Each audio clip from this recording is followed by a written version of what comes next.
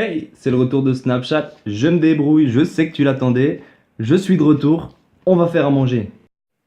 Alors vous vous demandez ce qu'on va faire aujourd'hui, quelque chose d'un petit peu plus saisonnier, étant donné que nous sommes au mois de décembre, parce qu'il n'y a pas la date sur ma montre. Et nous allons donc faire de la pâtisserie aujourd'hui, et plus précisément des biscuits de Noël, autrement appelés en allemand je suppose, Spritzgebäcktes, que je prononce très bien.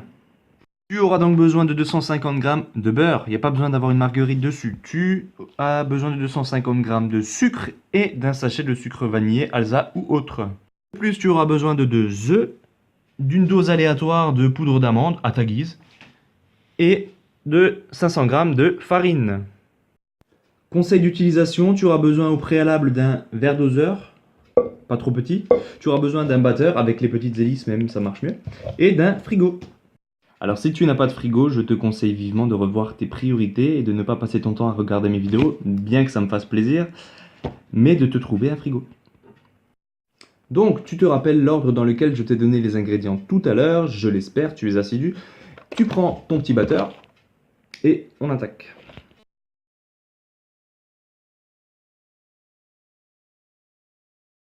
Après avoir mélangé le beurre et le sucre, tu prends un œuf, puis un deuxième qui est cassé, merde, et tu mélanges. Alors, après ceci, tu es censé avoir une pâte qui est mousseuse.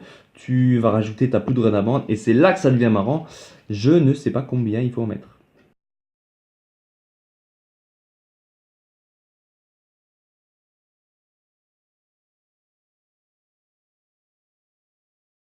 Du coup, ta mixture est censée, normalement, ressembler à quelque chose comme ça.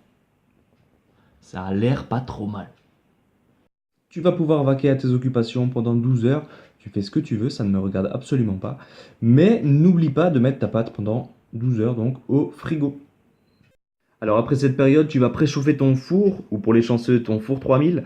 Tu vas les déposer sur une plaque beurrée et tu vas les laisser entre 7 et 10 minutes. Alors pour l'étape avant cuisson, pour les mettre sur ta petite plaque, tu as besoin d'un hachoir avec un adaptateur pour Spritzgebäcktes ou d'une fourchette. Puis tu arrêtes ton four, tu les sors, tu les manges. Si c'est bon, tant mieux. Tu sais faire une recette de Spritzgebäcktes. Sinon, tu te débrouilles avec une recette classique, comme tout le monde.